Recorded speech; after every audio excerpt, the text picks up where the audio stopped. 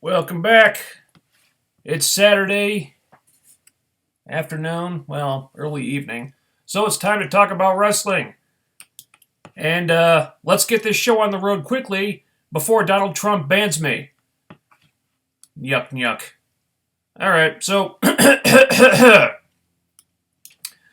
this was Genesis, in case some of you didn't know. It's not like they made a big deal out of that, really. I don't know why they even bothered, because, I mean, honestly, they put more promotion into the Iron Man and the Red versus Blue thing. So, yeah, technically this was Genesis 2017. And let's get started, because there are a bunch of things here to talk about. The show begins, excuse me, show begins with the broken, obsolete Hardys. So Matt can barely talk in this segment. I guess he's got whatever allergies I've got. Because it sounds like something crawled into his throat and died. So pretty much like I sound every week. And, but anyway, Jeff has the case from the Race for the Case thing. Or Feast or Fire, whatever you want to call it. It's basically the same thing. But yeah, he's got the Race for the case. And he says maybe it's time for Jeff to become the world champion again. And, so the Hardys are kind of a united front now. They're all back on the same page. They're back on the same team, and they're really happy together. And Matt is happy for Jeff because Jeff is talking about becoming the world champion. And he's got his own thing. He's talking about, he says they're going to continue to be the greatest tag team in all of time and space, and they're going to collect all the gold because Matt has had these premonition about how he's going to be the king in gold and change tag team wrestling forever. So I guess this is the start of them going to all these different companies and, collecting all the different tag team titles, and it could be an interesting experiment to try. It could be good promotion for those indie companies. If they were to get the Hardys and have the Hardys win the tag titles and then have the Hardys go back and drop the tag titles to someone from that company, it could be an interesting thing to try. But anyway, the DCC come out, and they're talking about open fight night next week and how they're going to start some shit, but no, they don't want to wait until next week. They want to have a fight right now. And then the Decay come out and they say, hey, let's turn this into a triple threat. And so the Hardys are okay with that. So they have this triple threat match. Okay match, decent match. Jeff is the babyface in peril for a while, surprisingly enough. That's how much things have changed in the Hardys dynamic. Now Jeff's the babyface in peril, and Matt's the one who comes in and cleans house. Kind of weird how that happened. Interesting finish to this match where you have Crazy Steve giving the poison mist to Kingston, and then Matt pins him. So the Hardys retain. But it's strange how there seems to be more heat developing between the DCC and the Decay than the DCC and the Hardys. So my guess is, like, the primary feud is going to be DCC Decay, while the Hardys are out traversing all of time and space to round up all the tag teams, all the tag team titles, and all of time and all of space and everything. That's fine.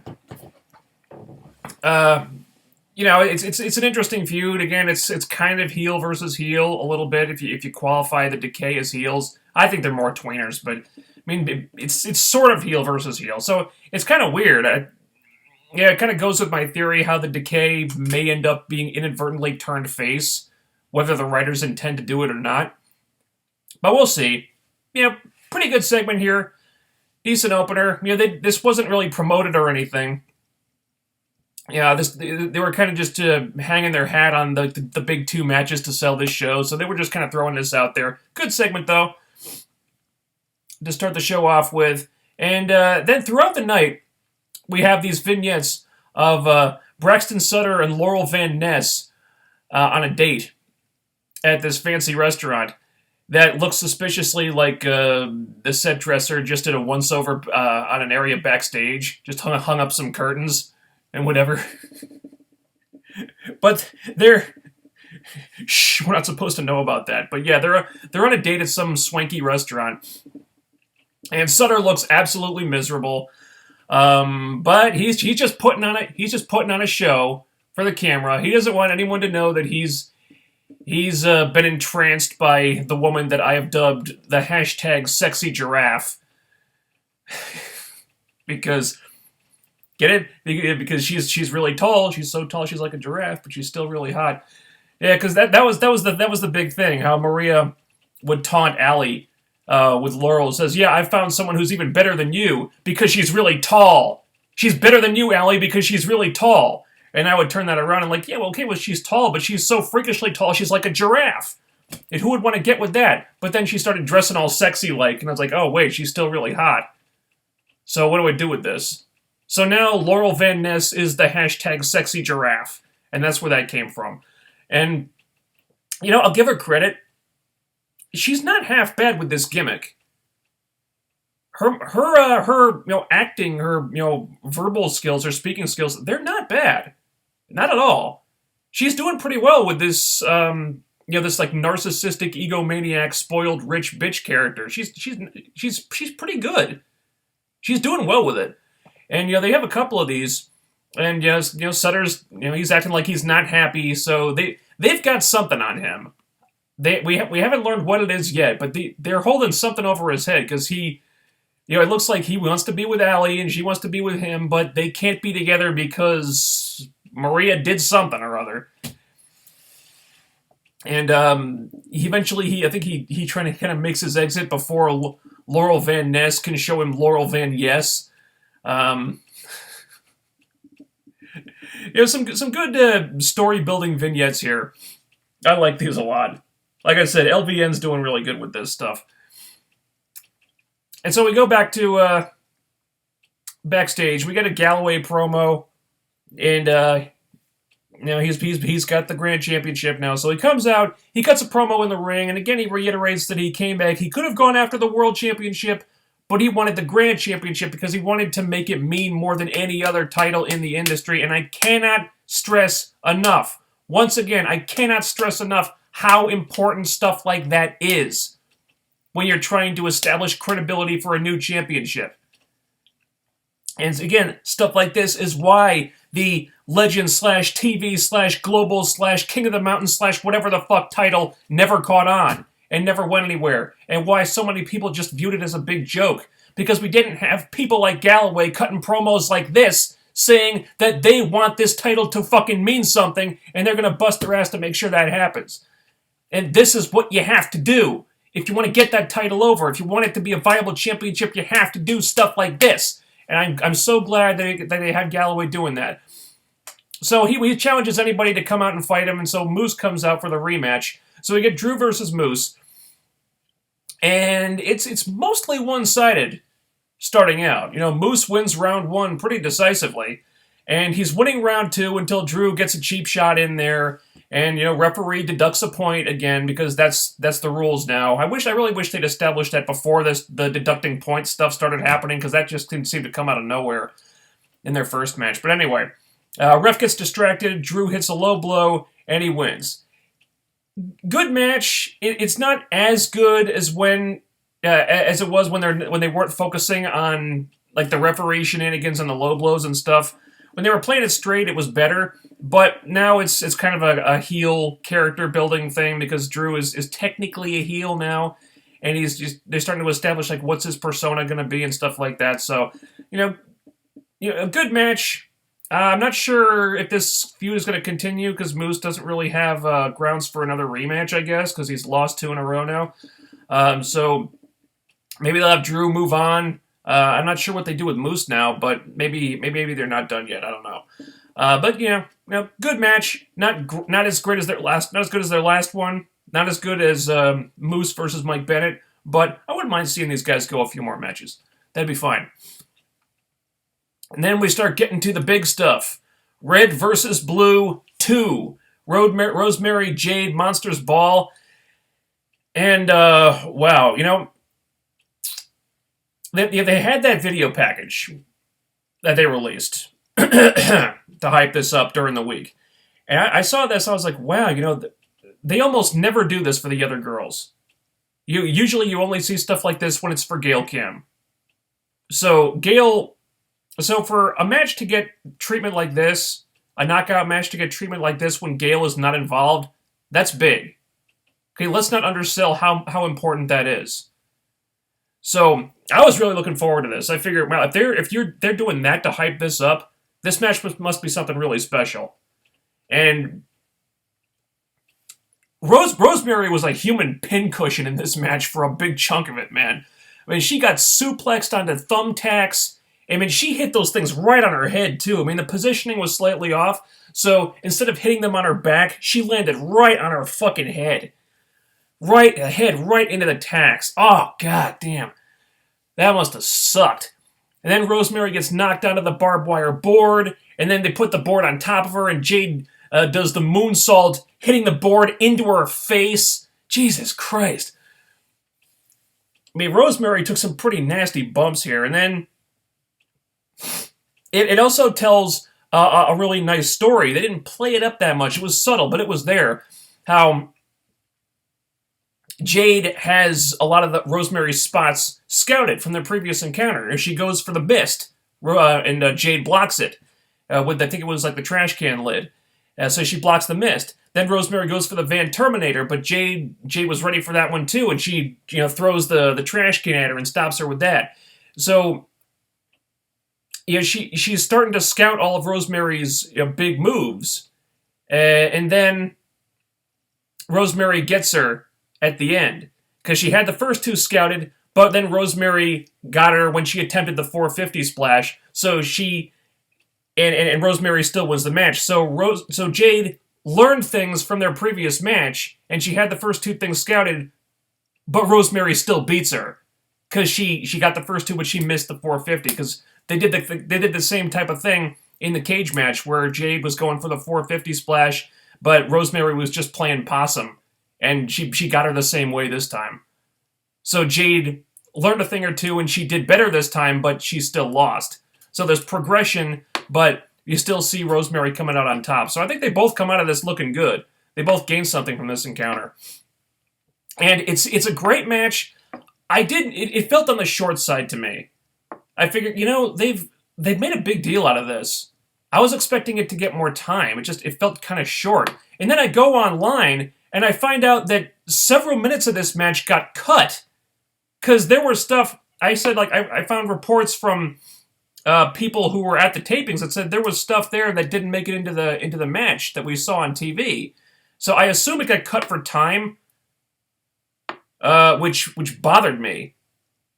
I mean, the knockouts so rarely get spots like this when Gale isn't involved, and one of the rare occasions when that finally happens, you got to cut several minutes. You got to cut stuff out of it. It's just that was too bad. I really wish we could have seen the whole thing.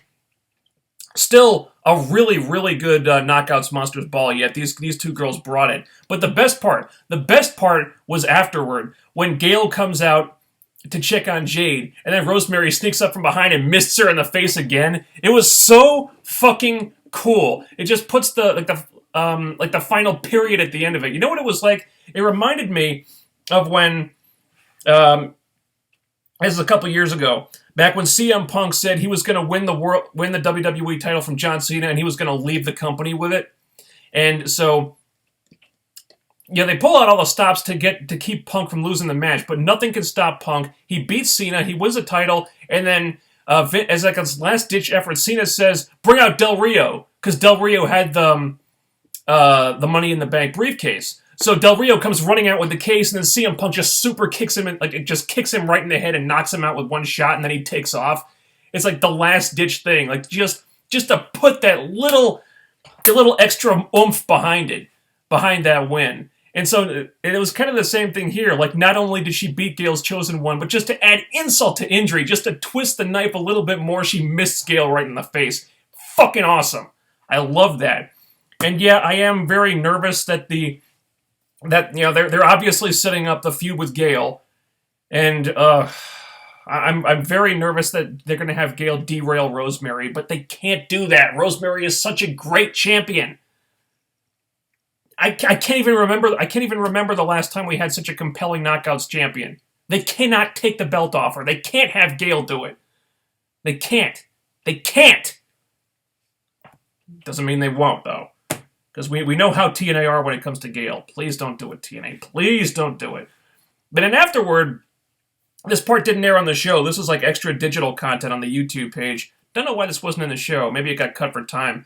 But it's this backstage pre-tape where Brandy is on the phone with Cody, and Jade, Rosemary kind of just approaches her, kind of sneaks up on her from behind, and she freaks her out a little bit. And we get a little taste of Brandy's acting ability in this scene, and it's not that good. It's really not. I mean, maybe it's just because Rosemary is just because it's Rosemary and she's such a compelling presence on her own, and compared to that, like not many people are gonna be on the same level. But it's weird, you know. I've seen this a couple of times recently. We saw it with Jade, we saw it with Gale. God knows we saw it with Raquel, and now with Brandy. Where they're put in a position where they need to act, and it just doesn't come off that well.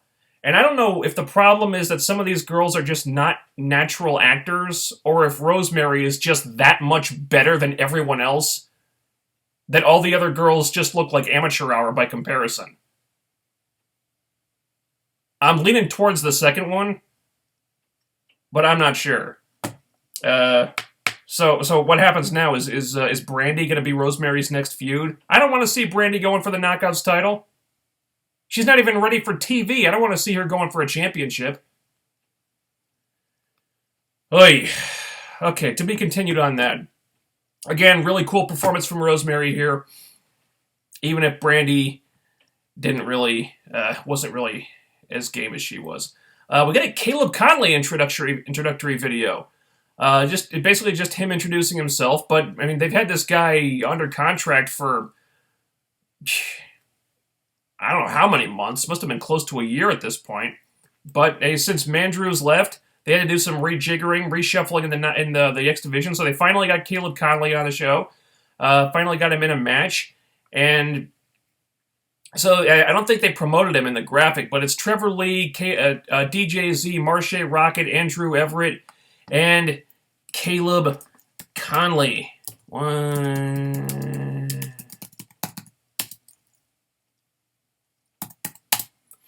And so yeah, there's just another big multi-man schmaz. Still waiting on some storylines for the X Division, guys. Still waiting for that. But it's a fun match. That DDT spot with all like 4 guys at once, that was really cool. Marche Rocket went high risk at one point, jumping over the top rope. I don't know why this guy is in the X Division, because they're kind of trying to force a round pegging with square hole, or square pegging or a round hole, whichever one you prefer. There with him, I'd prefer to see him, mixing it up with guys his own size, where his agility would stand out more. But this is where they've got him for right now. Hey, dove over the top rope. Impressive for a guy his size. Caleb Conley did well here. He had a few little botches, which you could probably chalk up to nerves. But overall, I thought he was impressive there. The thing is, the match really didn't spotlight him, though. And that's the problem I had with it. It's like, if you're going to debut this guy, and put him in his first match on TV, make it a match that'll really showcase him. And he did some cool stuff here, but ultimately the spotlight was not on him. And that's what I thought was awkward and weird about it. But anyway, DJZ wins the match. And then the Helms Dynasty just go nuts on him. They injure his legs. So you got to figure they're getting ready to take the title off him at this point, especially since he's been working injured for a while. I mean, he's got his wrist wrapped up. So that may be coming. I hope they'll do a little more with Andrew Everett this time. Maybe have him get the title shot instead of Trevor Lee. Who knows?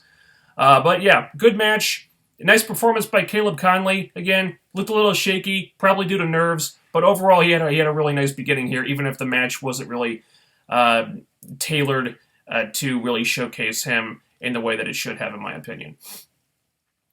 And we get a little backstage segment with the American Wolves.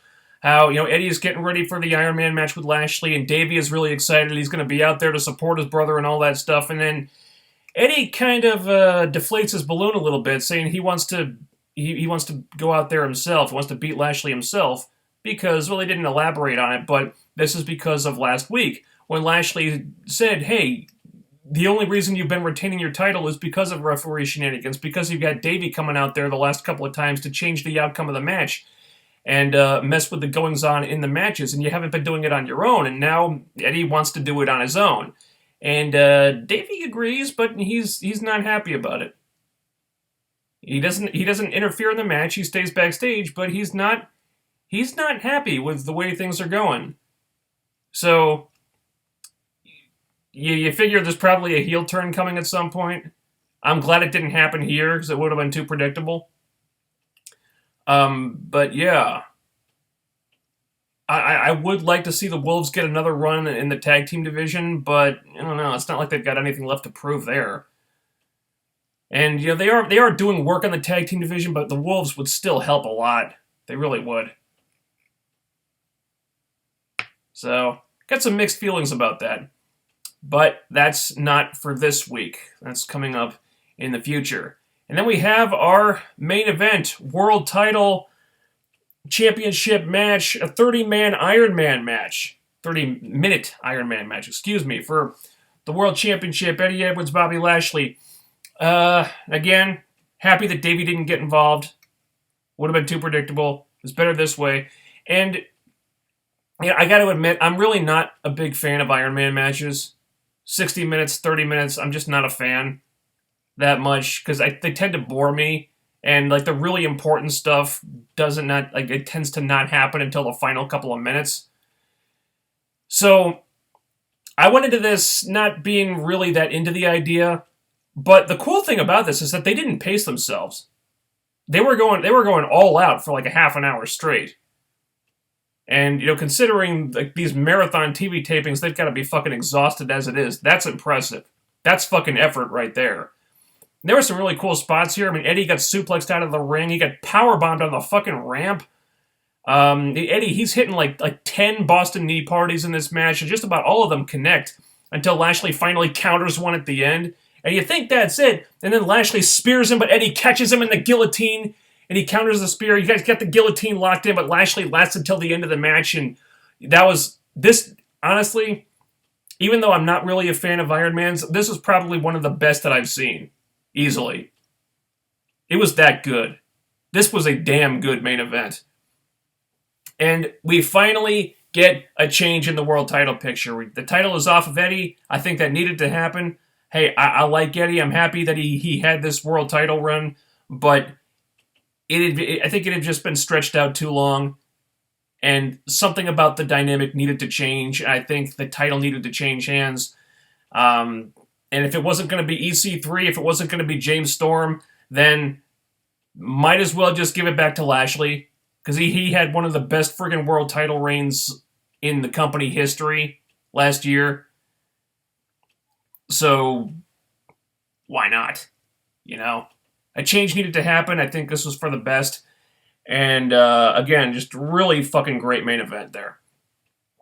This was a show that was built on two matches, really. We had the Knockouts Monsters Ball and the Iron Man for the world title. Now, the other stuff was a little hit and miss for me, but those two were the big matches that the company hyped up, and they delivered the goods. Even if the Monsters Ball got cut short for some reason, probably for time.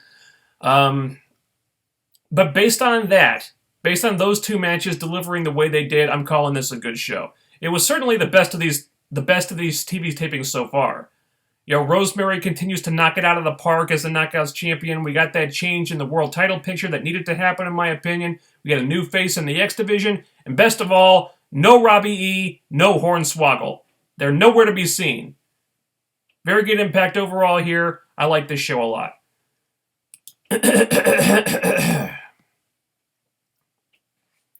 Okay.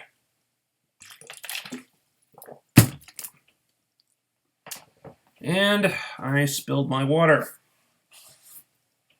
Because I'm stupid. Did any of my stuff get wet here?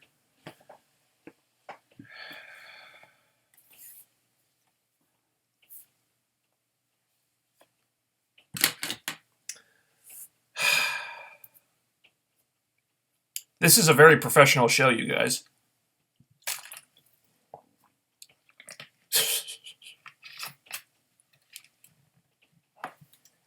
Now I have water all over my desk.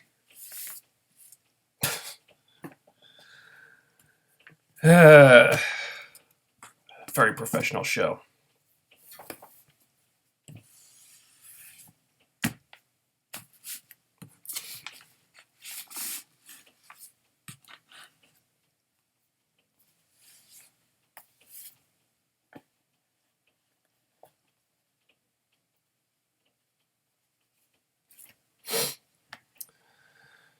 Oh, Lordy.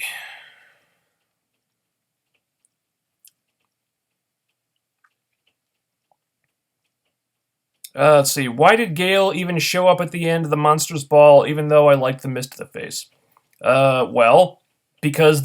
She showed up because they've been teasing Rosemary versus Gail when Gail is healthy, so they want to continue to tease that.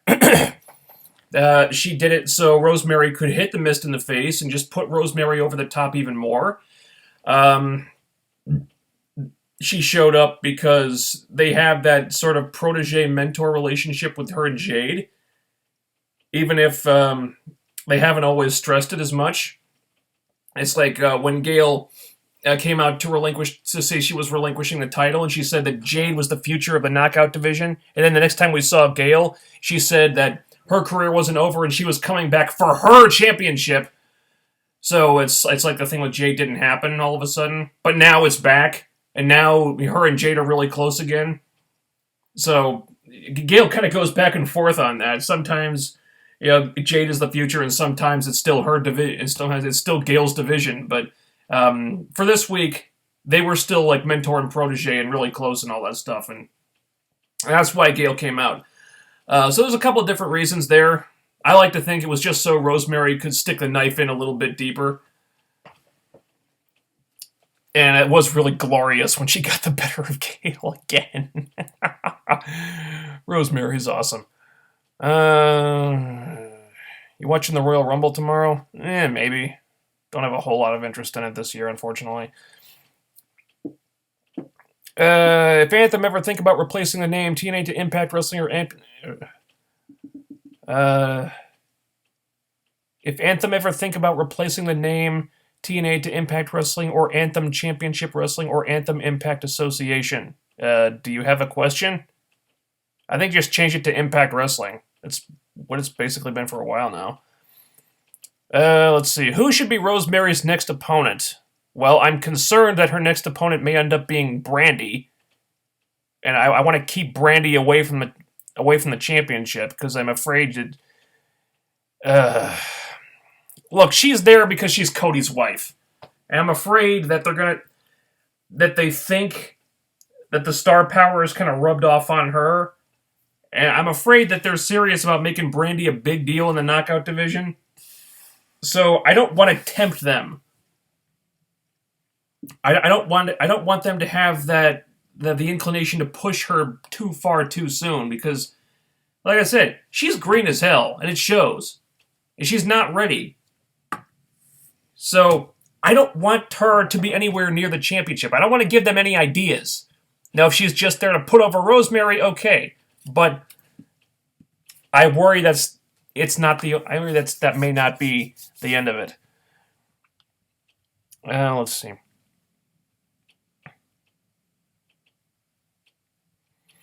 Jade and Rosemary was a really fun match, but Gail being there was like, ugh, go away.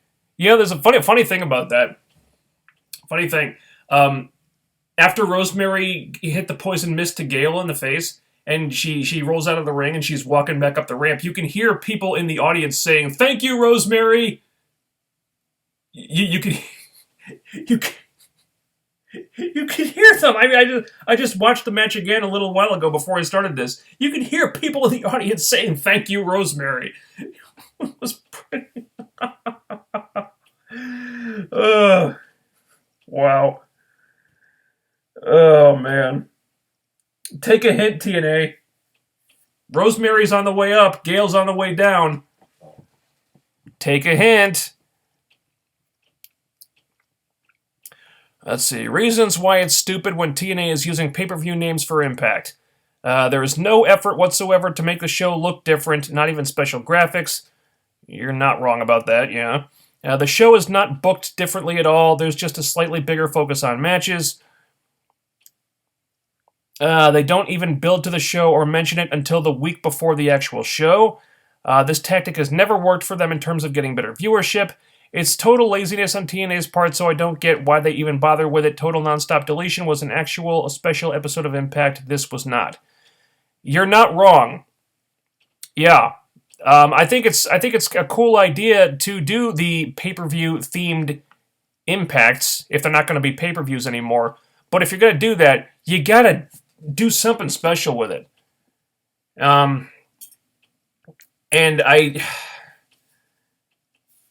I guess that might be hoping for too much, because even when they were pay-per-views, TNA wasn't really doing anything special with it. They weren't like dressing up the set or anything like that. And yeah, I know that's down to budgetary reasons, but man, if you want this to be Genesis 2017, do something. Do like a special, some kind of graphics at least. Like change up the set. Do some.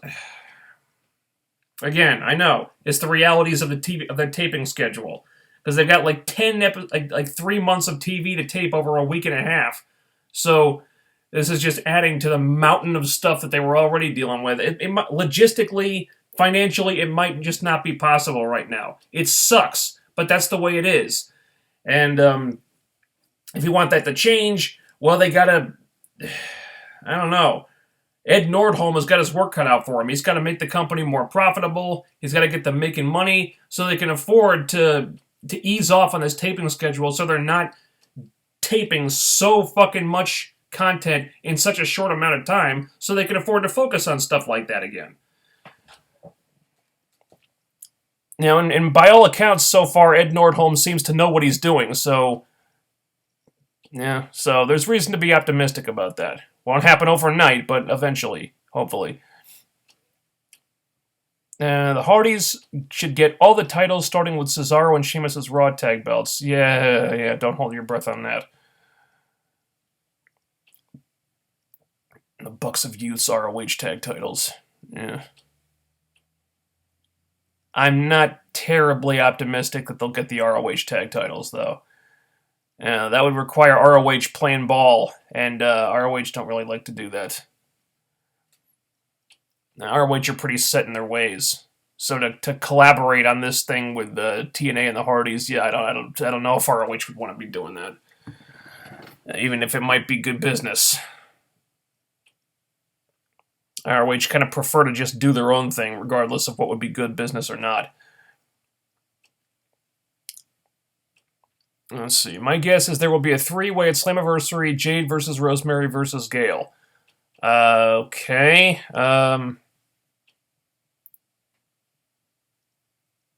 My prediction would probably be just Rosemary versus Gale in a 1-on-1, but I could see that I could see them putting Jade in there just so. Wouldn't it be just like TNA if they put Jade in the match just so Rosemary could retain the title without pinning Gale? That would totally be a thing they would do. Because Gale always has to be protected at all times. Even when it becomes detrimental to the rest of the knockout division to keep her in that spot. That is totally something they would do.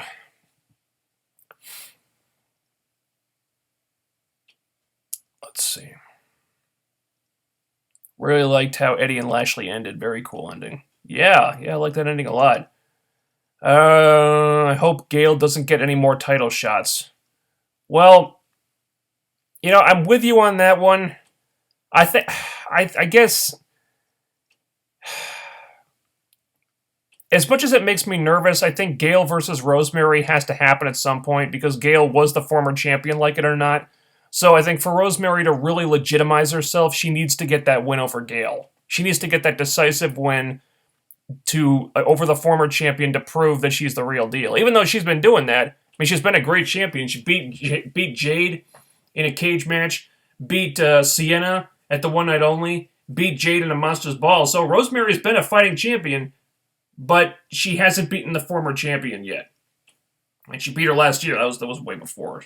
So it makes me nervous, but I think that match needs to happen at some point. And Rosemary needs to fucking go over. She needs to fucking beat Gail Kim. And this is what it makes me so uncertain because, Dutch Mantell is back on the writing team, and yeah, he was instrumental in an era when the knockouts were really booked really fucking well. But that was also the era when the knockout division was basically the worship at the altar of Gail Kim division, and it was like all Gail all the time. So that's what's got me concerned. But we'll see. We'll see.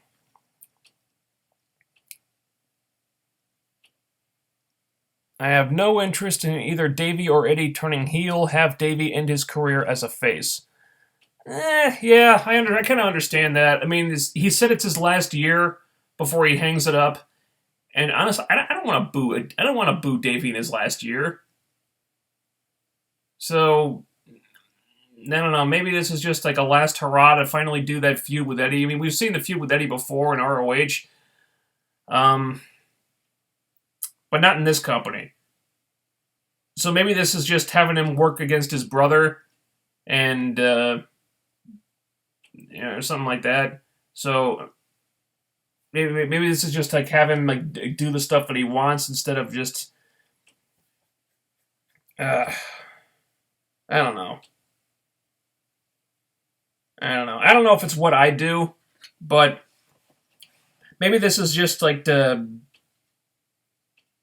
keep things familiar for Davey.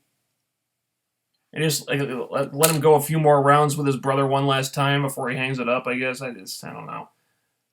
I don't know if it's necessarily what I do. Like I said, I don't want to boo Davey in his last year, but this is what they're going with. Rosemary is awesome, but even she can't make a feud with a green as hell Brandy interesting. Yeah. Brandy is that's what I'm getting at, man. Brandy is just not ready to be in this spot. She's not. I mean, they signed her because she's Cody's wife. They want to keep Cody coming back as long as they can. So we got to expect them to use her in some capacity on a pretty regular basis. There's no reason for her to be getting title shots. There's not. I mean, have her work matches on Explosion until she improves. Okay, she's still being used. She's still getting to wrestle. But she's not put in spots that she's not ready for. I mean, you just went through this with Raquel, and the results were lousy. Now, granted, I think Brandy is a bit more prepared than Raquel was. At least she can string a few words together, and I'm on the microphone. But I really hope this is just going to be a one-off. I don't want to see an extended feud between these two.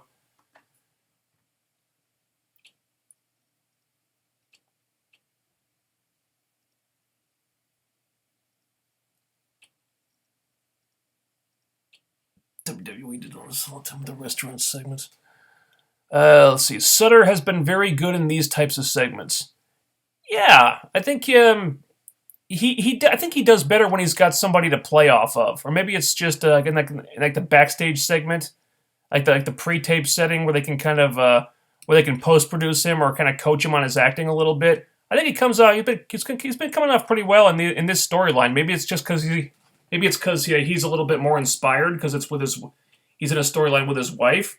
Maybe it's because he's acting opposite people like Maria, who is great at this type of stuff, or LVN, who is proving to be pretty adept at it as well. And hey, it's a storyline about him and his wife. Why would he? He's going to bring his A game in that. So yeah, he's been pretty good in that stuff so far. I have no idea if Decay are faces or heels. Abyss acts more like a face in the ring, but Steve seems to be a heel, and then there's Rosemary. I think they're tweeners, man. I think it kind of depends on what type of situation they're in or who they're facing, but I think for the most part they're tweeners. Has LVN read your tweet about her? Not as far as I know. But if she wants to take that sexy giraffe thing and use it, or put it on a T-shirt or something, I'm cool with it. I don't think she's read it though.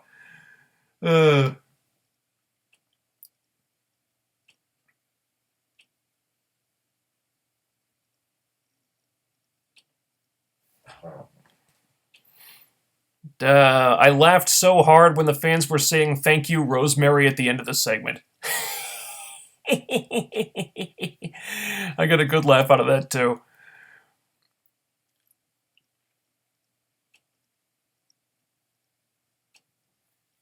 Let's see. If Davey turns heel, I hope he gets his own gear and theme. Eddie could use a remastered version of the Wolves theme. Uh, new gear, okay. If this is his last year, I don't know if there's much point in giving him a new theme because they gotta pay to produce those.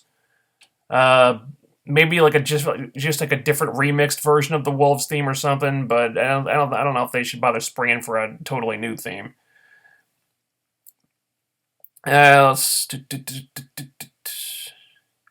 Will Jade ever do her 450 that she keeps teasing? I mean, X23 already did that in the Logan trailer, for crap's sake. Yeah, that teasing the 450, that's what keeps screwing her up against Rosemary, because Rosemary's had that move scouted twice in a row, and that's what's kept Rosemary winning those matches. Because Jade keeps teasing the 450, and Rosemary keeps stopping it. So maybe they're building up to something there. Maybe she'll finally hit it if they have a third match. But I wonder if that's by design or just by accident. I don't know.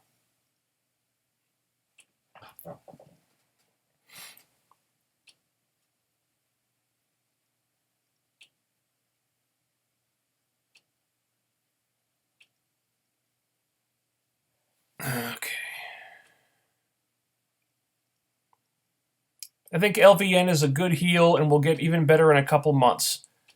Yeah. She's been pretty good so far. I think she's shown a lot of aptitude for the acting and character side of things, which is good because they don't have a whole lot of knockouts that are really talented at that type of stuff. They got Rosemary and Allie, who are A plus. Maria is great. Sienna is great, though she's underutilized with it. So there's another one, LVN, showing a lot of talent at that type of stuff. And I wasn't, when they first brought in Chelsea Green, I wasn't sure about her. I watched some of her matches online. I'm like, well, she's not bad, but I don't know. She seems pretty green, no pun intended. I mean, not terrible, but I mean there were other people who I'd want them to look at first.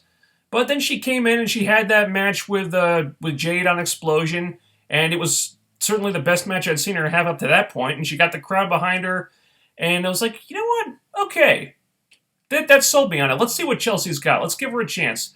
And so they gave her this character, the rich, stuck up, full of herself, rich bitch character, and she's done really well with it so far. I've been pretty impressed with her character work.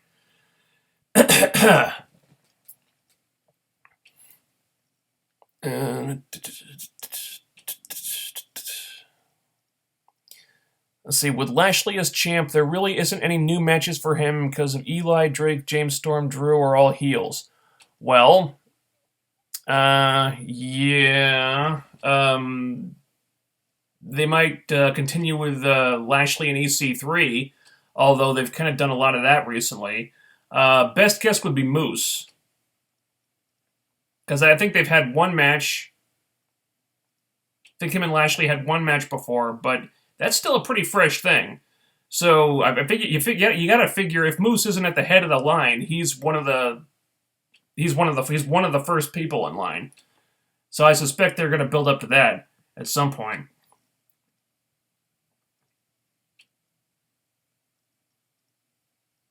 I was surprised there was no blood in the knockouts match. I mean, Rosemary went through the tacks and barbed wire twice. Yeah. You figure there would be more blood there, but again, there was stuff cut out of that match, so maybe, who knows? Although we saw the end of it and nobody was busted open there. Yeah. Maybe because it's women, they don't want people to see women bleeding on TV. I don't know. There could have been some blood, but I was more than satisfied with the match, so I'm not complaining that there was no blood there. With all the husband and wife duos, they should make a mixed tag team division. Yeah, there's a bunch of them now, aren't they? Isn't there? And there could be a few more before too long. I can't wait for Gail's next title reign, said nobody. Yeah.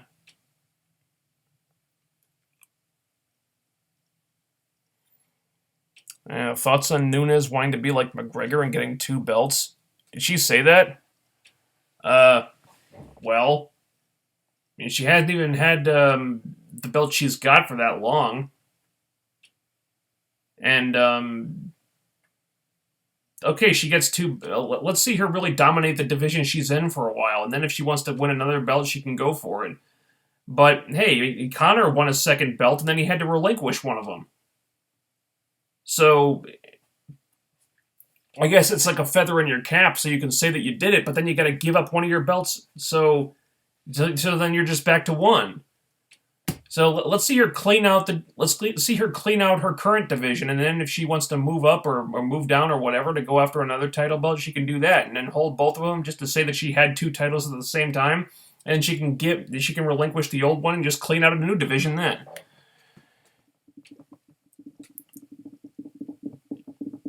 DJZ is becoming boring. Andrew Everett should have won. Another DJZ Trevor Lee feud is not interesting. Well, give DJZ some credit. He's been working injured for a while, and he's currently injured. You saw his arm was wrapped up, so he's got a wrist injury.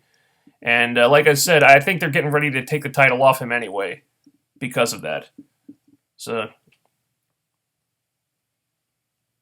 should Moose face Lashley? I suspect we're going to see that in the not-too-distant future. Wasn't a big fan of Braxton Sutter, but he's slowly growing on me. Well, it helps that he's in a really good... It helps that he's in a well-told storyline so far.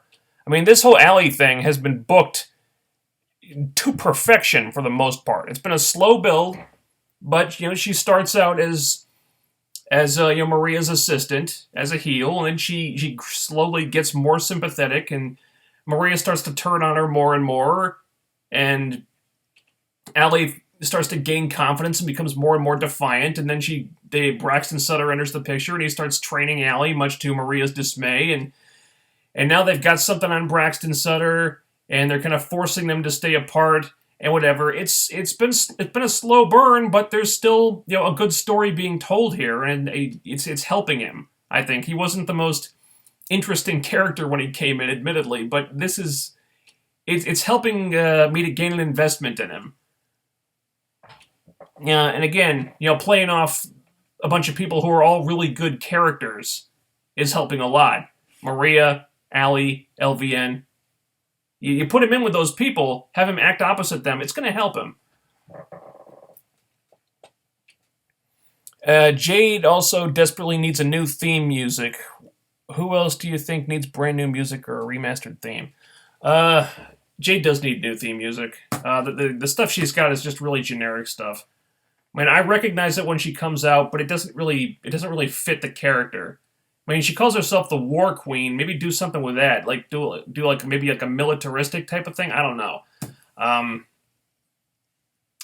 But yeah, Jay does need new music. Who else needs a new theme?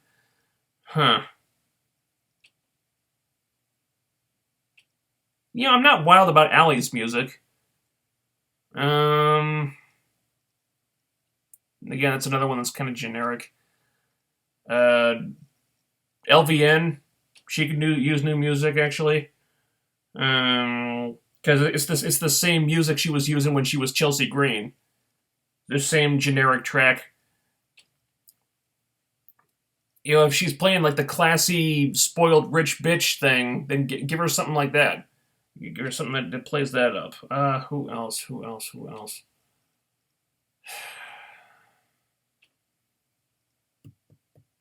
I don't know. Those are a couple of them. Oh, Braxton Sutter. He's still using like the Explosion theme song as his music, so he could use some new. He could use a new theme song. Uh,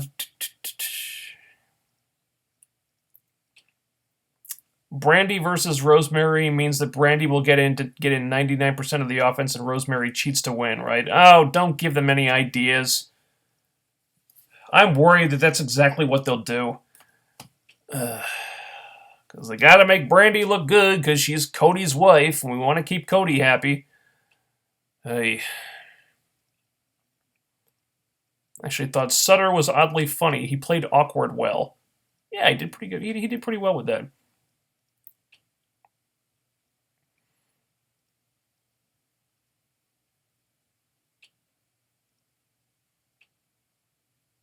With Jarrett back, do you think GFW and Anthem could merge? Then they could do two brands with one for Impact and one for Global Force Wrestling. Possibly. I think. I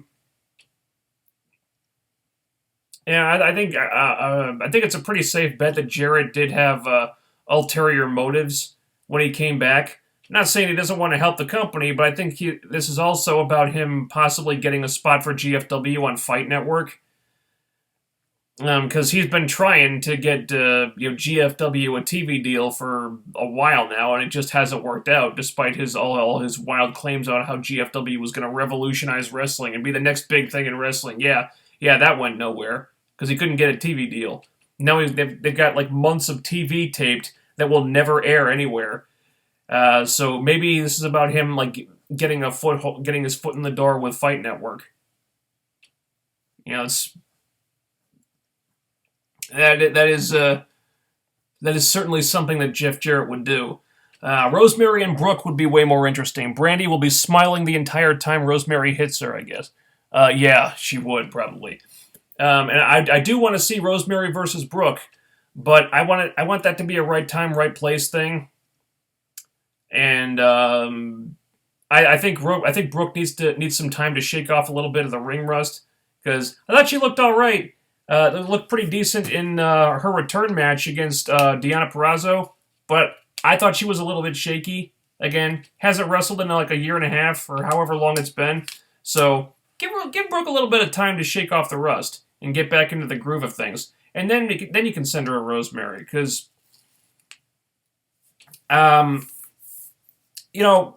before she left, Brooke was my favorite knockout.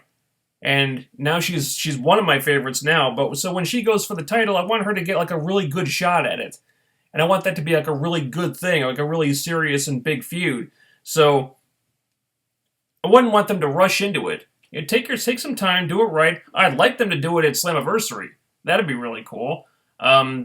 So I guess the Gale match has to happen at some point. So if Gale is ready by Lockdown, you could do it at Lockdown. Have Rosemary win, and then have Rosemary face Brooke at Slammiversary. Because Slammiversary has been a big pay-per-view for Brooke, traditionally. So, that would be cool.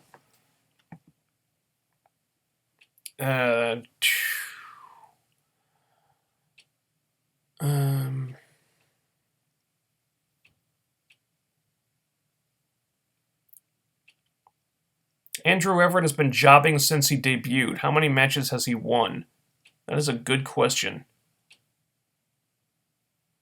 I'm not sure, actually. Have you ever watched matches from the DDT promotion? No, I have not.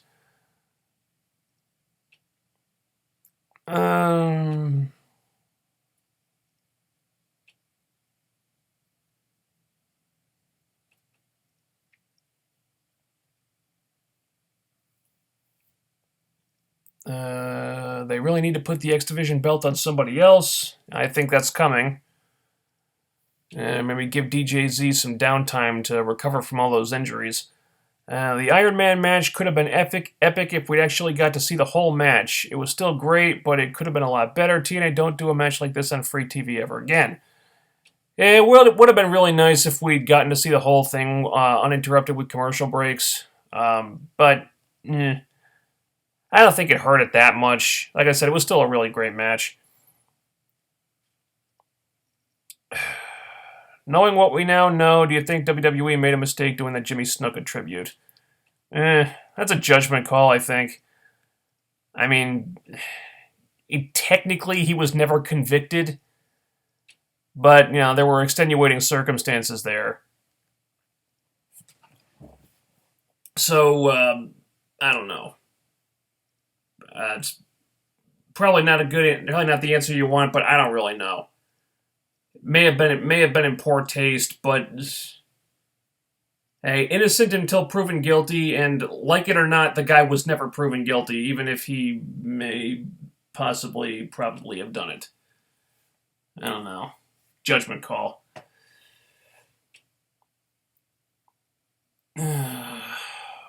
Why can't Rosemary feud with somebody other than Brandy or Gail? Because none of the other knockouts are married to a former WWE star. Because none of the other knockouts.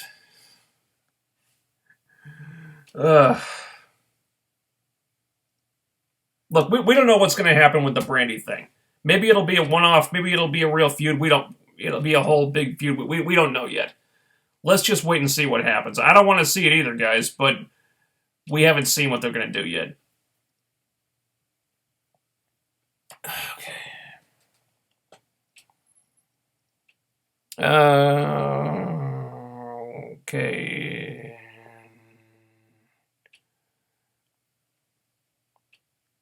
Tyrus is making Eli Drake uninteresting by taking Eli Drake's mic time. Exactly. So that's why it makes no sense to me that they're doing it. It's stupid.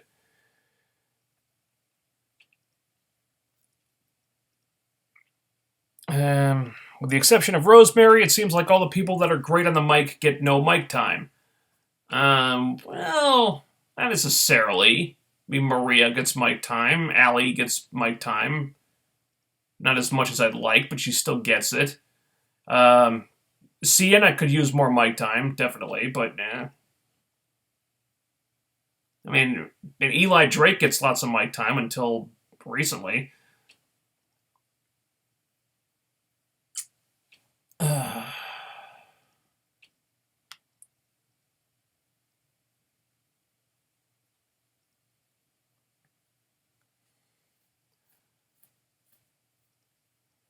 TNA needs a shot in the arm. Their roster is becoming boring.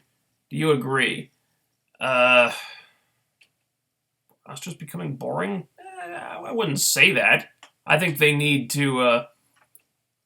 I think they need to continue some renovations. They could use another tag team or two at least. But they've made changes. They've brought in new people. We just saw Caleb Conley here. I mean, Moose is still fairly new. You just saw Galloway just came back.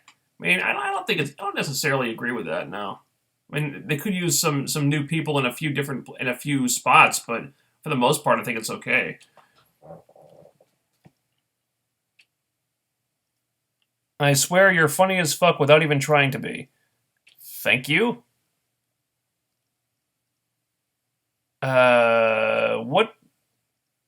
What is it about me that you find funny? I'm just curious. You enjoy Allie's YouTube channel? Yeah, I do. I do.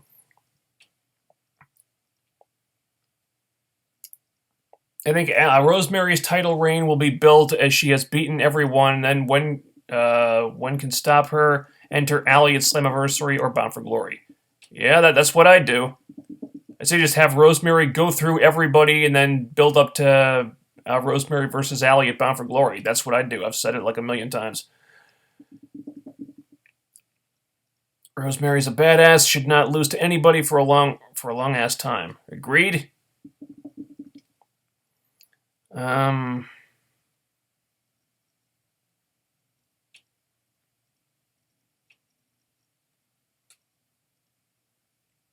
And the ending to the main event shows why Lashley is a legit badass. If Rosemary can beat Jade like that, then Brandy will be no problem, right? Right?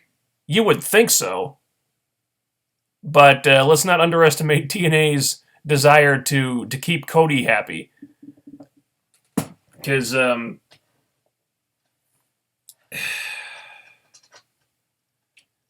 have this thing where they think... where they believe in like star power by association. So if they can't get like the actual star. They think the person who's been near that person is the same star power.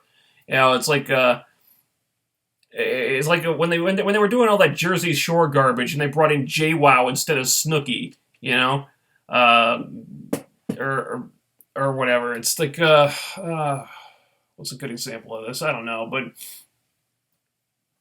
it's like, okay, Brandy, she stands next to Cody. She's related to Cody by marriage. She's a Rhodes, technically, so she must have the same star power as Cody. You know? It's not true, but this is the kind of thing that TNA fooled themselves into believing. So, I'm hoping that cooler heads prevail, smarter heads prevail, and they get it through their heads that they may have to use Brandy in some capacity, but they can't do that much with her because she's just not ready. Pushing her when she's not ready, it's not going to help anybody. Reference Raquel, reference Lacey Von Erich. I mean, they've been through this a number of times, and it's never worked out.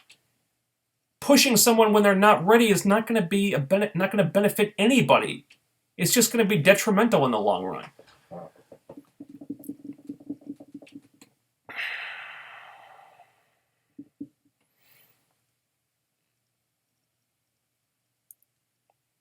Since Brandy is a genuine rookie, it should be acknowledged in kayfabe and used as character building. Yeah, that would be a good way to go. I mean, they're doing kind of the same thing as kind of the same thing with Allie right now, but they could do it with Brandy too. Make more sense than what they've done with her so far.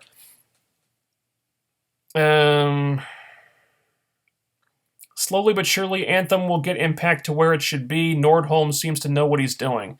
Yeah. I mean, he's made some good decisions out of the gate. We haven't seen too many changes as of yet, because right now he's still trying to still learning the ropes, learning about the company, and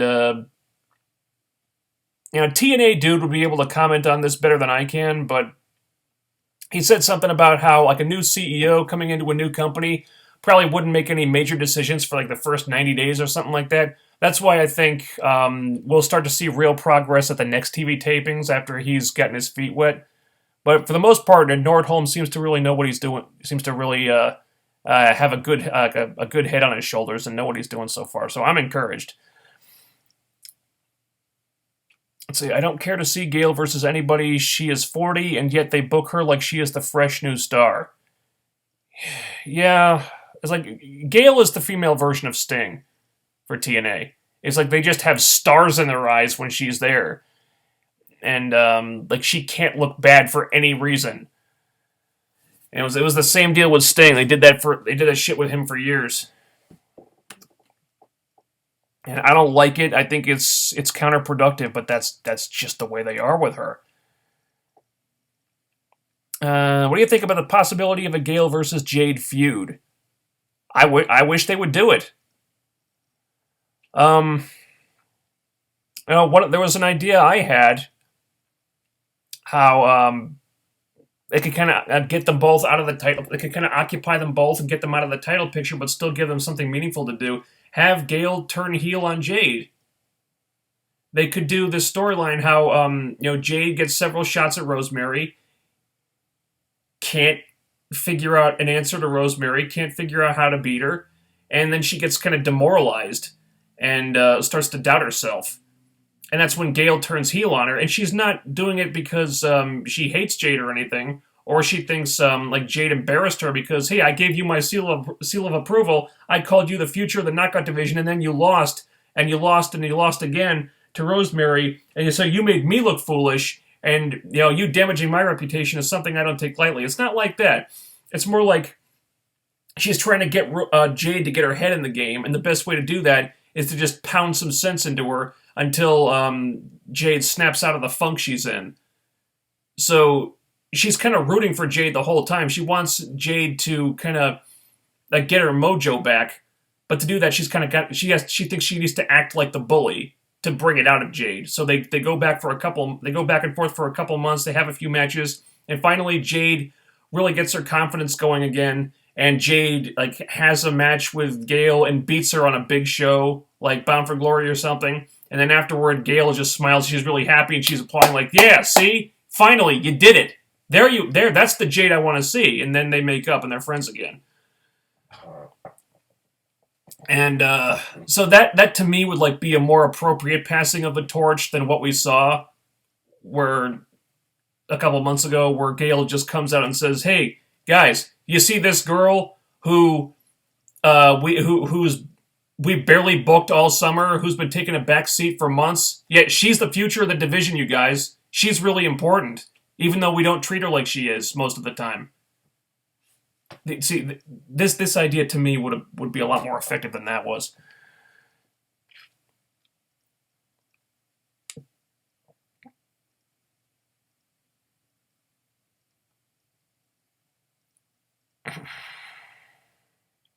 Well, let's see.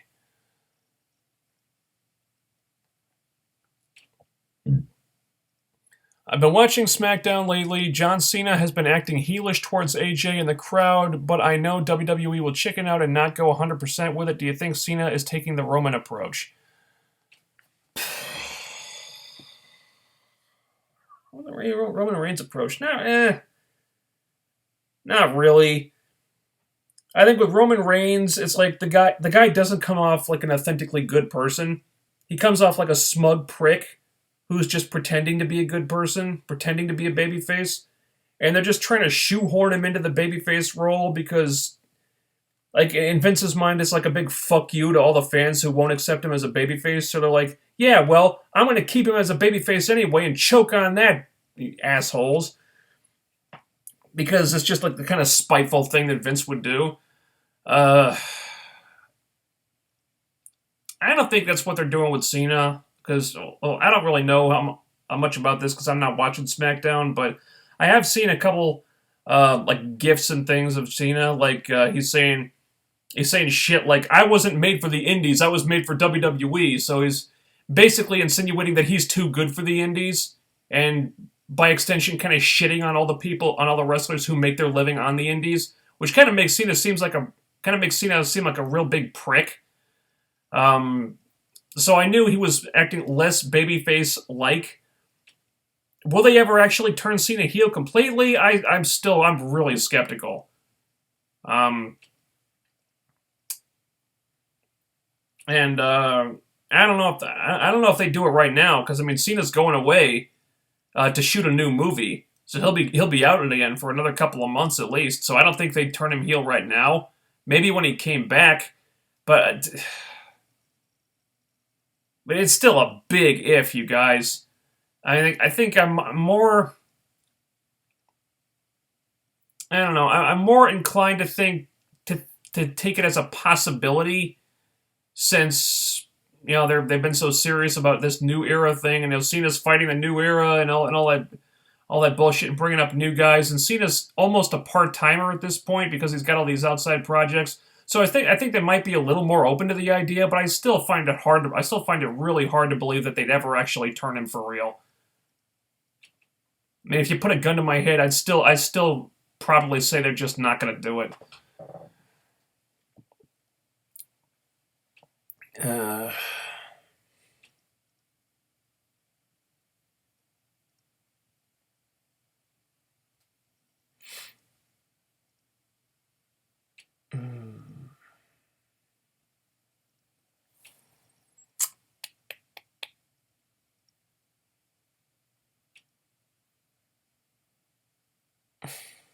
See, besides Jeff, who should Lashley feud with that he hasn't feuded with yet? That is a good question.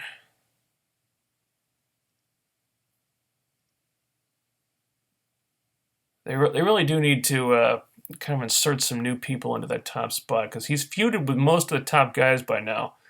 He feuded with EC3 a lot. The feuding with Eddie, that's been done to death. He had a match. He had a match with Moose, but he hasn't really had a feud with Moose.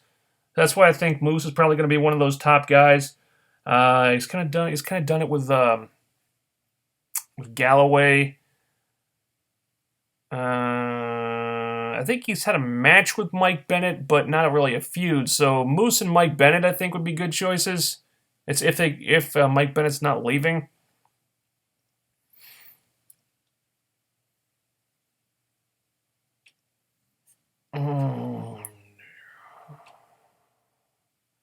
See a feud coming in the X Division between Trevor Lee and Andrew Everett. There were hints of it in the match.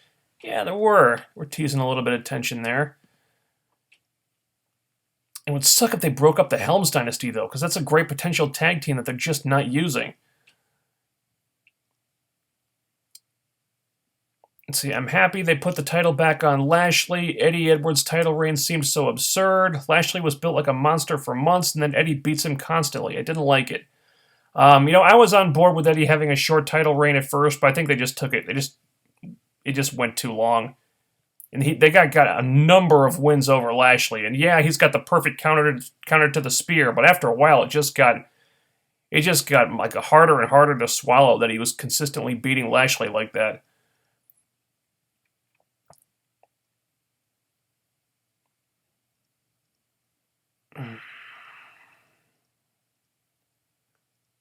They released Raquel, but Brandy is there. Yeah, because Brandy is married to Cody. And look, I'm not big on either of them. I mean, get rid of Raquel, fine. She did nothing for me. Of course, Brandy does nothing for me either, but she's got the safety net. She's married to the WWE star that they want to keep happy. They want to keep him coming back, so Brandy has a job. That's why she has a job. It's fun. It's dumb, but that's business.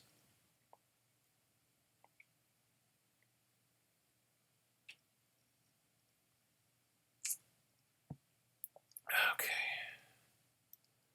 They should never have signed Raquel or any Green as Hell wrestlers. Man, I don't know what the deal was with Raquel. I mean, that screamed John Gaburek signing to me.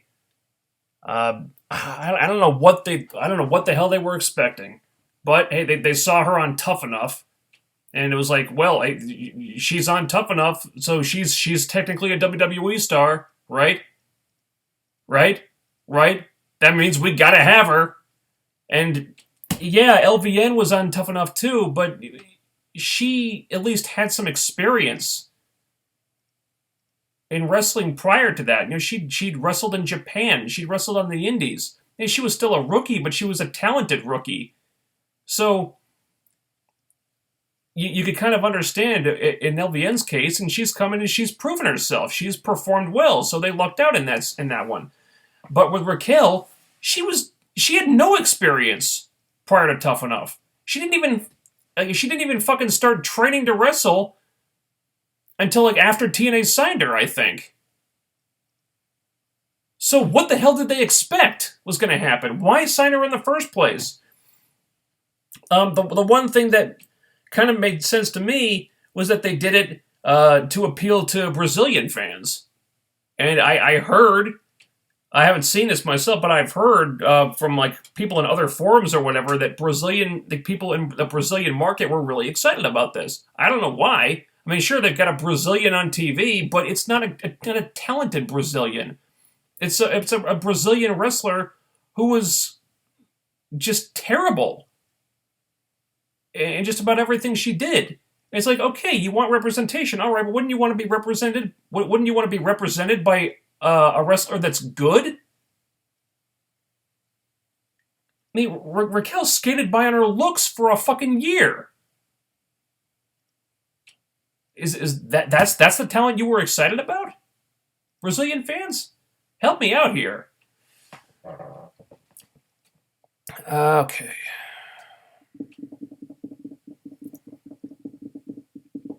Where do you see TNA this year, for better or worse? Probably in mostly the same position, but better off than they were last year. Because Dixie has finally been removed, and again, they've got somebody in charge who seems to have his head screwed on straight. I think that'll be a benefit. Let's see. Is the 450 Sky Yim? I don't think so. The Sky Yim is something else. But she doesn't do that anymore because she screwed up her knee doing it. So I think that move has been retired. What happened to the girl petitioning years ago to be on TNA? Is that Shauna? Yeah, I believe so. Yeah, Yeah, she was. She made a lot of noise. She's a very good self promoter. Shauna is. So she put up like this graphic when they were doing like tryouts in the UK when they went over there a couple years ago. There was a graphic like Portugal's perfect athlete is coming to gut check or whatever it was, and then she kind of did the same type of stuff when they were doing the what was it, the gut check challenge, where they took all these people that had tried out and they put them on a website and they let the fans vote for who they want to get a tryout and everything. And she came in second out of like 100 people, 100 choices, and second to Bad Bones. And like it was between them, and then everyone else was like wasn't anywhere close. Bad Bones won, but Shauna got a tryout anyway. And of course they passed on her, even though I thought she did really well. I think it was dumb because I mean she's really talented and she's as prepackaged as a talent gets, and she even has her own music. I mean, literally all you have to do is just sign her and put her on TV. So I thought it was dumb that they passed on her because I mean she's got everything you'd want in a talent. Even appeals to a certain foreign market that would be a benefit. Uh, So it was a damn shame when they passed on her. I mean, she's one of those talents that are like, why the hell is she not signed somewhere to a big company? I don't know. I don't know. I don't get it.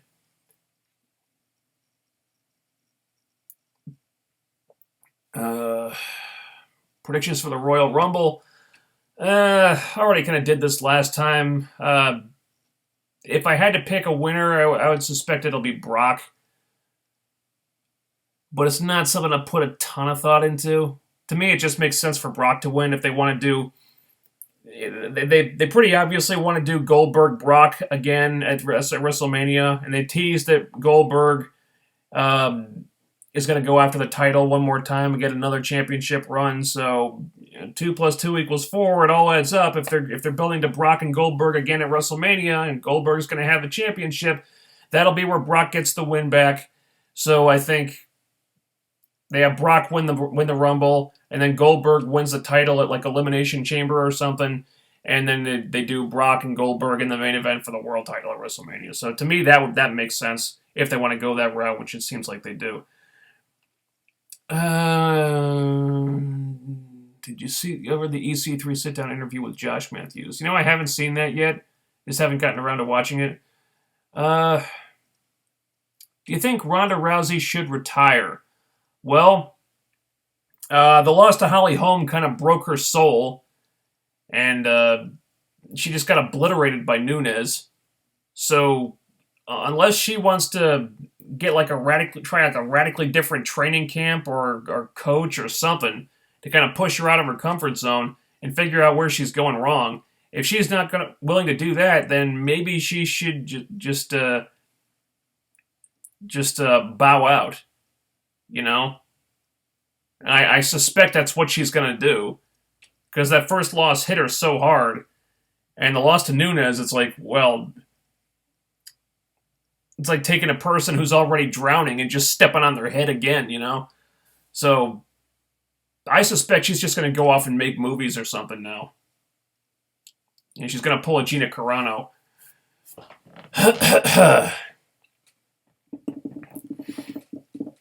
Okay.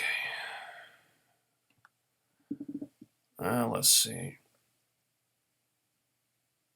Maria saying LVN is better than Allie because she's taller is still pretty funny. Yeah, that was funny. It was so random too. Yeah, I found someone much better and taller than you, Allie. It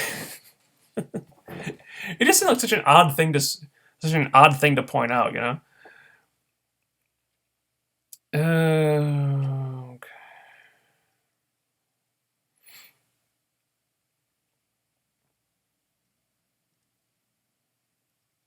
Green as Hell Brandy beats Sienna, so I would not be surprised if they book Brandy like Jane Cena 2.0 versus Rosemary. Oh, don't give them any ideas.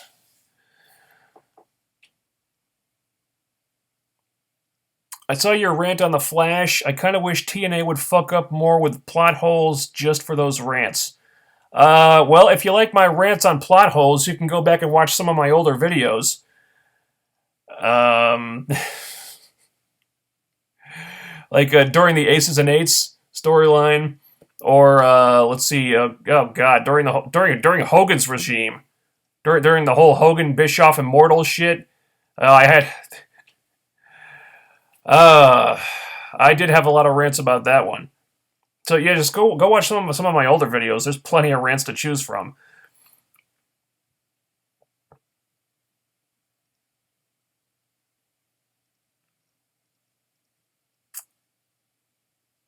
It's one thing to make Eli Drake a heel, but making him not talk is beyond stupid.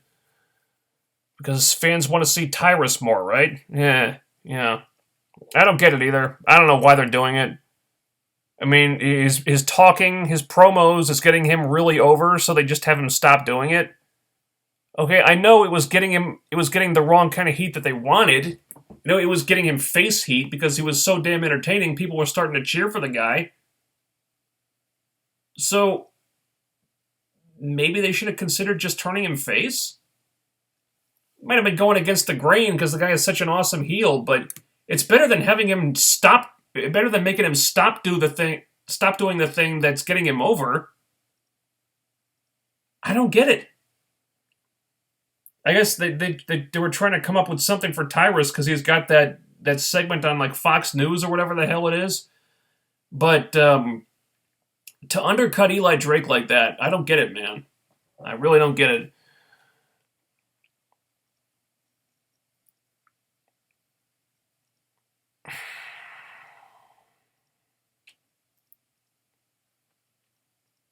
See, Rosemary Mistingale reminds me of Angle Anderson Lockdown 2010. Angle chokes him out before he can escape, spits on him, and then stomps his nuts while walking over him.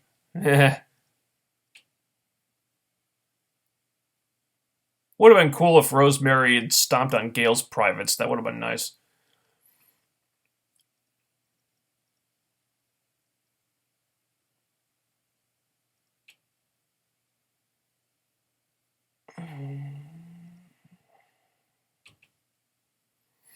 Now that WWE has pretty much raped and pillaged the indies of most of their good talent, who are some good male wrestlers that TNA could hire on their roster?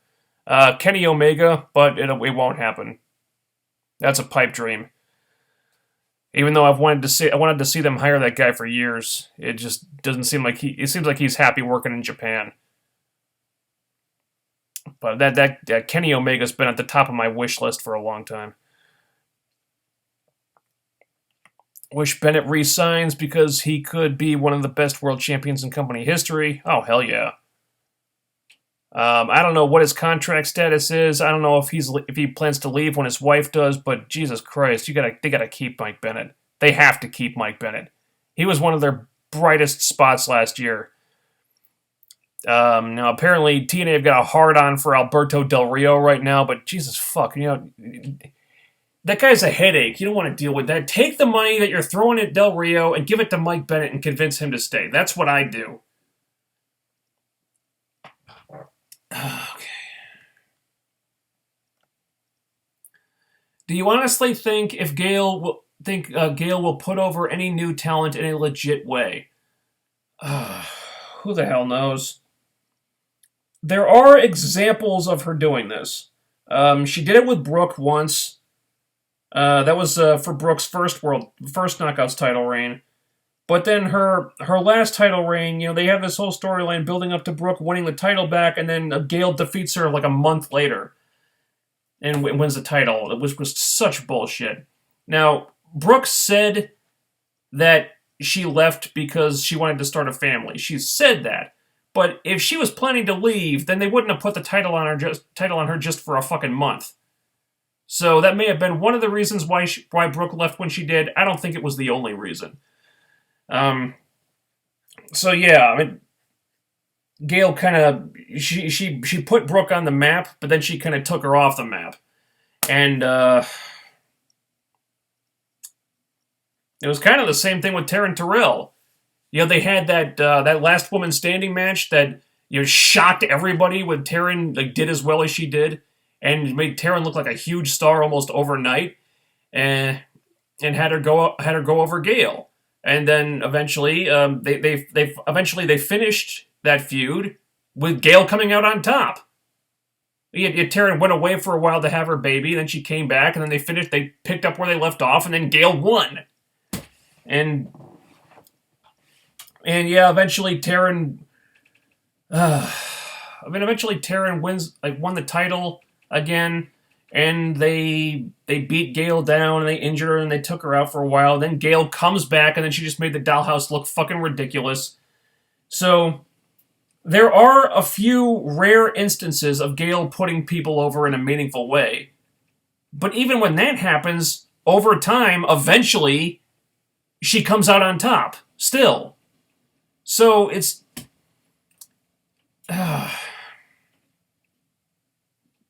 it's like it always comes back around to Gale coming out on top. It always does. It happened with Kong, it happened with Taryn, it happened with Brooke. I think it would have happened with Havoc had she not left. I guess they just didn't want to keep her around because they thought, well, we got Kong back, we don't need Havoc anymore. So, even though Havoc did get over on Gale, Gale still got the last laugh because she was out the door. They didn't want her anymore. So, Gale always comes out on top, even when she puts somebody over. Eventually, it doesn't really matter because she's always still at the top and the other person gets pushed back down. So, to answer your question, I don't know. I really don't.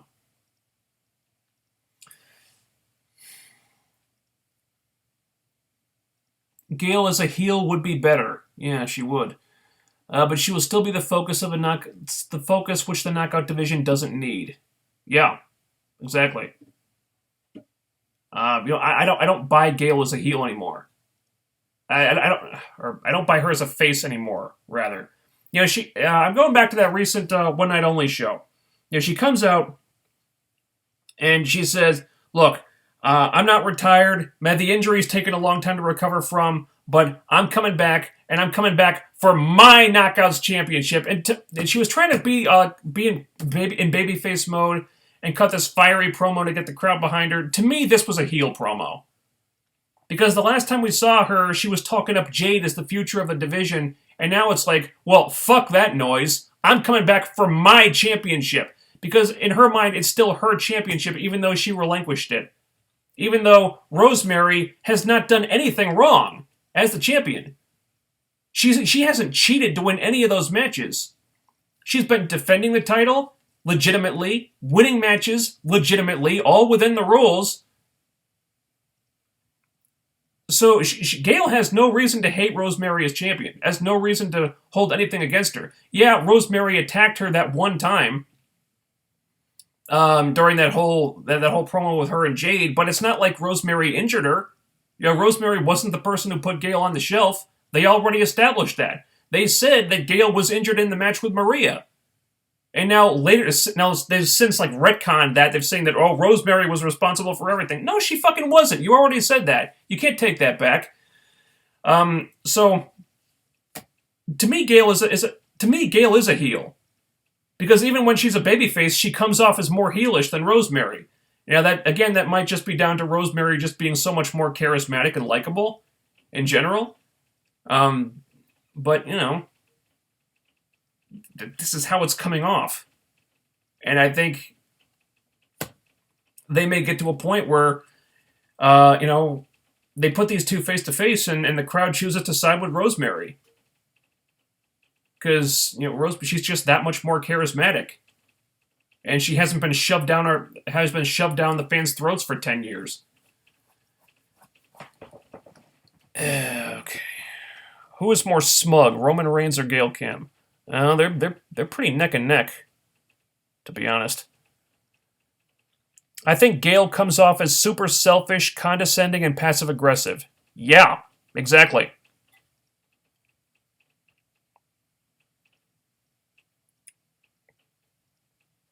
It's like, she seemed like kind of altruistic when she was trying to give a rub to Jade. Of course, that didn't involve her putting Jade over in a match. But, hey, it's easy to call somebody else the future of the division when you're not around. But when maybe when you're getting closer to coming back and you see, oh, you see that you're not done in the ring yet, you're not done as a wrestler yet, yeah, then you can come back and say it's your division and it's your title. Yeah, so she tries to put somebody over, but then she takes it back. It's like, nah, I'm still running this show. This is still all about me. Yeah. Super selfish, condescending, passive aggressive. You're right on all three counts. Credit to Maria, she's a great heel and puts over new talent unlike Mrs. Cena. Yeah. You know, people give Maria a lot of shit, especially on Diva Dirt in the comments. They're like, oh, I hate Maria, I wish she would retire, she can't wrestle. That's not the fucking point, you guys. Maria has been... Look, a year ago I would have agreed. Maria has more than proven herself. She's been a brilliant character on the show for a year. She's done everything they've asked her to do. She's performed so well as a character. She's gotten people over great. She's helped a lot of people get over. Allie would not be nearly as over as she is now if it weren't for Maria. If it weren't for Maria's awesome promos just trashing her to no end and berating her and beating her down and getting the fans to sympathize with Allie. Allie is as beloved by the fans as she is right now, in large part thanks to Maria. And she's been helping get the LVN character over, and a lot of stuff like that. Maria has helped other talents get over, and then unfortunately, that's really not something that Gail does. Because at the end of the day, I feel like, look, people may like and respect Gail Kim, but you can't deny that it does seem an awful lot of the time Gail is out for herself more than she's interested in putting over other people and helping other people. It's like, okay, they say that she's got this mentor protege relationship with Jade. You can say that she sees a lot of potential in Jade, and maybe she does, but let's see her prove it. You know, how about why didn't she try putting Jade over in some matches when she comes back? Or, like, do a feud where Jade will get a rub from working with her. We haven't really seen Gail do any of that stuff. Because she's always more interested in just being at the top of the division and putting over herself.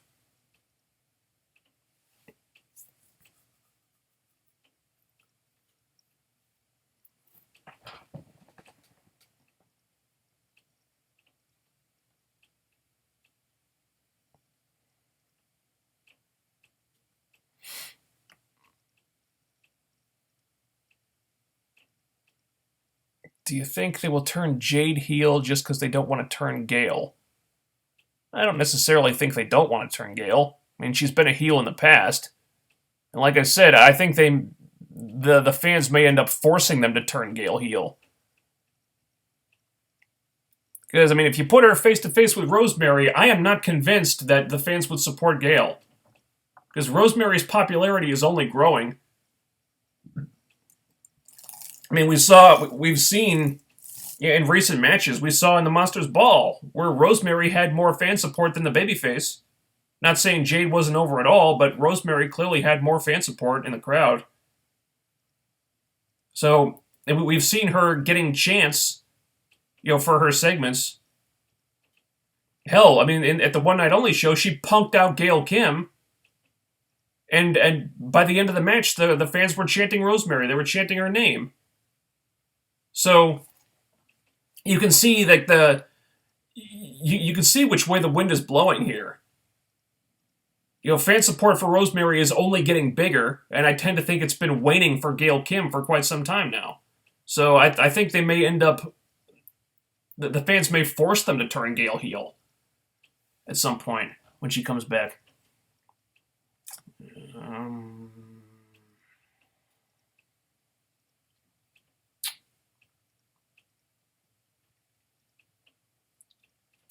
Who should Lashley lose the title to? Well, I think it all depends. We don't really know who they're going to throw at him. I think Moose is a good opponent for him, even if it might be too soon for Moose to win the title. How about James Storm? God damn it! Hashtag James Storm for champ. I mean, that guy deserves to be a world champion, for fuck's sake. I mean, he had the world title for 2 weeks, and that was his only run with it. That guy deserves to have a real main event run. God damn it. And yeah, it would be heel versus heel, but who the hell deserves it more than James Storm? Okay.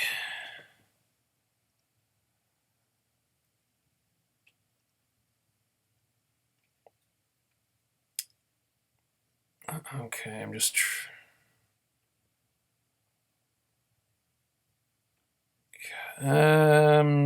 Skipping over a couple of these. I just don't want to. I just want to avoid being redundant.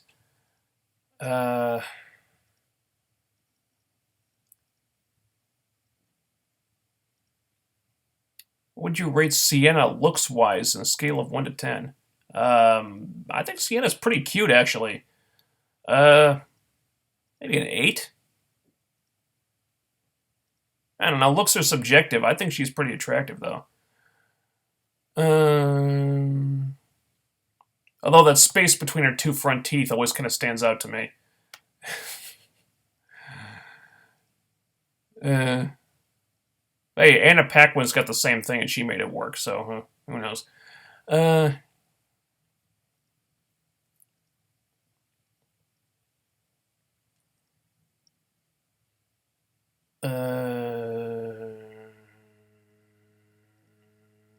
Mike Bennett is solid, but honestly, he really doesn't stand out like Moose, EC3, Eli Drake, James Storm, and Lashley. Mike is a solid worker, but not a huge main event type star. Wow, I completely disagree. I think Mike Bennett is overall one of the best talents they've got, one of the best hires in quite some time. I mean, his mic skills are awesome. He's proven himself in the ring many, many times. He had one of the best matches in TNA last year, in the match when he ended EC3's win streak. I think you're selling him short. Like, Mike Bennett's a fantastic talent that they need to keep. So yeah, I respectfully disagree on that one. Okay. Even the Impact Zone doesn't cheer for Gail like they used to. It's more like, geez, her. She's here. Here she comes again. Yeah. Yeah. Yeah.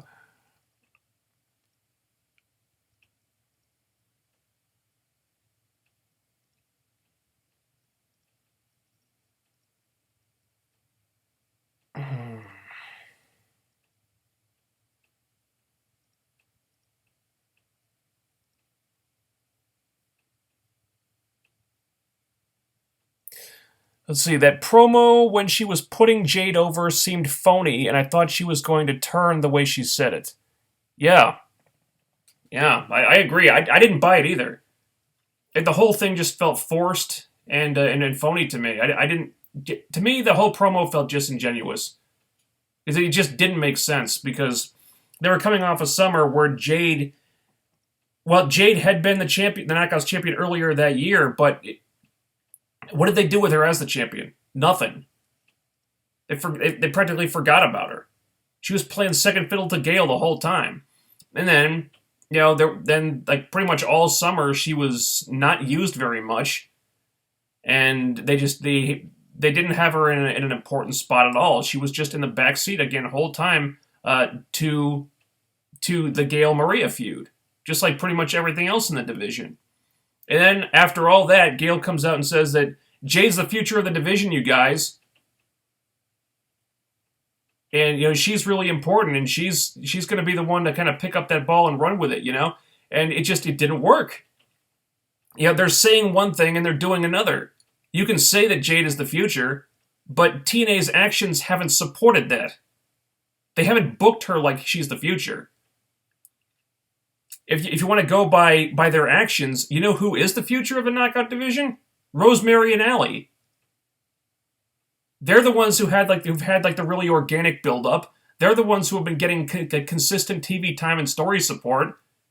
They're the ones who the company is obviously like really high on. So, if you go by what TNA has booked, who do you think is going to be the future of the Knockouts after Gail leaves? Is it going to be Jade? Who, Hey, look, I like Jade a lot. I think she's a great wrestler. But the booking of her has been very inconsistent. I think they think highly of her as a wrestler, as well they should. And she's certainly one of the best working female wrestlers today, but for some reason, they don't stick to their guns with her. And it's just really strange. Like you can't say that a person is the future and then treat her like they do and expect people to buy it. It doesn't work. And that's why I just didn't believe Gail when she said that. It felt like she was lying, honestly. It felt like she herself didn't believe what she was saying. Now maybe that's just because Gail is not a great actress, but one way or another it just didn't come off right. Maria is fucking awesome, people. Being a good wrestler is not the only part of pro wrestling. Plus, Maria seems natural, like the characters she's portraying is really like her. Yeah, Maria's great. It's not just about wrestling. You don't have to be a great wrestler to contribute something to the product. And I think a lot of people crap on Maria because of the way she was used in previous companies was all wrong. In WWE, she was the stupid girl. She was she had the bimbo gimmick, the stupid gimmick. And they used her as a wrestler, which is, let's be honest, is just not what she's best at. And I don't really know what she was doing in ROH, because I wasn't watching the product at the time, but as I understand it, she was mostly eye candy. Or, like, arm candy for whoever. But then she comes to Impact Wrestling, and she's a character. She's a manager. She's a mouthpiece. She helps other people get over. And she's great. This is how Maria always should have been used. It's booking her to her strengths. Okay, she's not a great wrestler, admittedly. Okay, so don't focus on that. So they've kept her out of the ring most of the time. Yeah, she's been in a couple matches, but it's not like she's getting pushed to the moon or anything. Even when she won the Knockouts title, it was like, it's more of a character thing. And she had the title for a couple of weeks before she lost it? And it was all to like push a storyline. Yeah, some people may not have liked it, but you know what? That was one of the big contributing factors that got Allie as over as she is.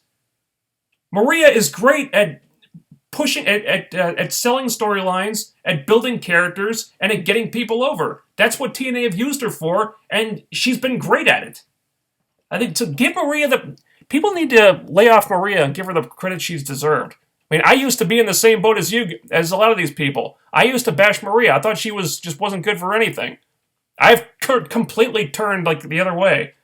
I'm on the other side of the fence now. Maria's awesome.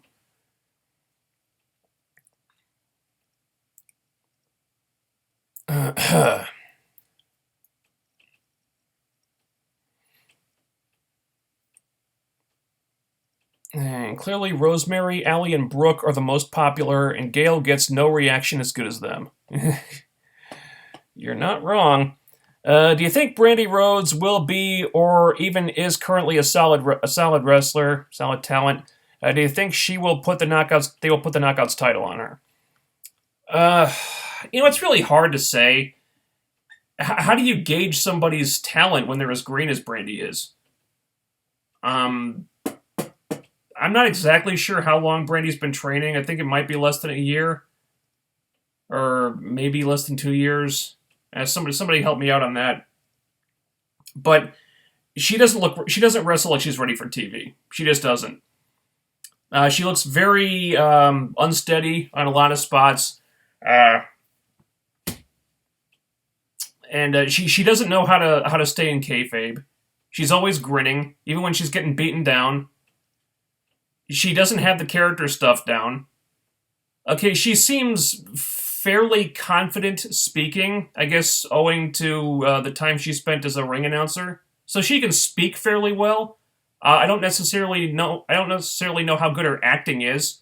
I would suspect it's not very good if she can't stay in kayfabe. It's really hard to gauge how talented she is or will be, because we just don't have a lot to go on. But from what I've seen so far, she's just not TV ready. if someone's going to get put on TV, I want that person to be able to go balls out and just be able to blast out of the gate at 100% and just know what they're doing. And right now, I don't think that that Brandy really knows what she's doing out there.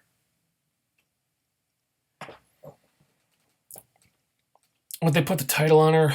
Well, I really hope not, but who can say? If Gail was healthy, she would be booked with the title and be defeating everybody left and right. Yeah. And it's stupid because, I mean, Gail's already had several lengthy runs with the Knockouts Championship. I mean, she's got, I think she's the longest reigning champion again, isn't she? I think she's got that record again now. And they probably just go back to that because when Gail is there, they just can't fucking help themselves. It's like they can't cut the cord. They can't move on from her. They're always going to have Gail in the top spot. And it's stupid, and I don't like it, and it needs to change. Although with Dutch Mantell back in the writing team, it's got me worried that they're just going to go back to being all Gail all the time as soon as she's healthy again. Because it's awesome that Rosemary is getting the push that she's getting, but if Gail were healthy, would she really be getting that push? Probably not.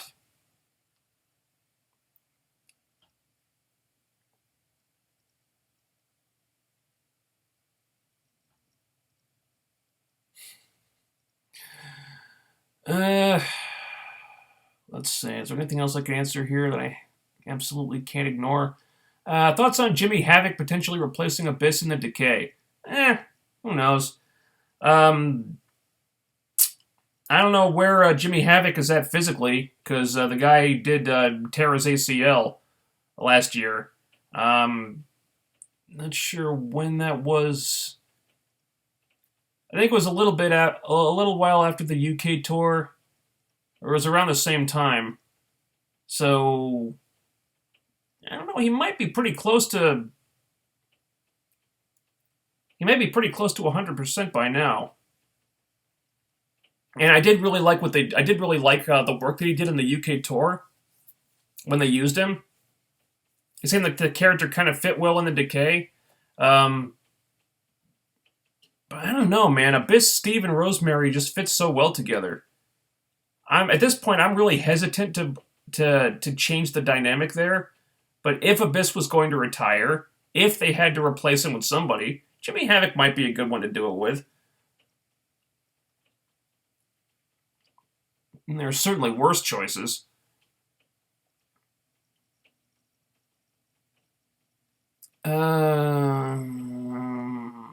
Was Decay Billy Corgan's idea? I don't know exactly. I think he certainly had input into the gimmick. I think he was the one who got them the music. I believe he was producing their segments. Because those pre-tapes had Billy's fingerprints all over them. You could tell. I think I'm like 99% sure he was producing all those. Was the original gimmick his idea? That I'm not sure of. But I know he had a hand in them. And you know what? That is going to do it. I think that's going to be it for tonight. I'm hungry. Want to go eat dinner. Thanks everybody for tuning in. I'm sorry I didn't get to every question, but if I got to everything, I'd be here. We'd be here all night. So I want to get up, stretch my legs, move around a little bit, get something to eat. And it's Saturday night. Go out and do something. Go to the movies, go dancing, go out to eat or something like that.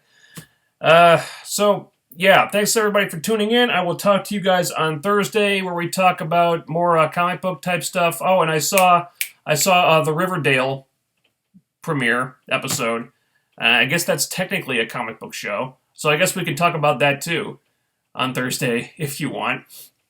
So I will talk to you Thursday for the comic show post show, and tune in again on Saturday if I don't have to work for the next Impact stream. If I do have to work, I will post a notice about that on my Twitter. So follow me on Twitter at TheRealFK9 for updates on when all my stuff goes up.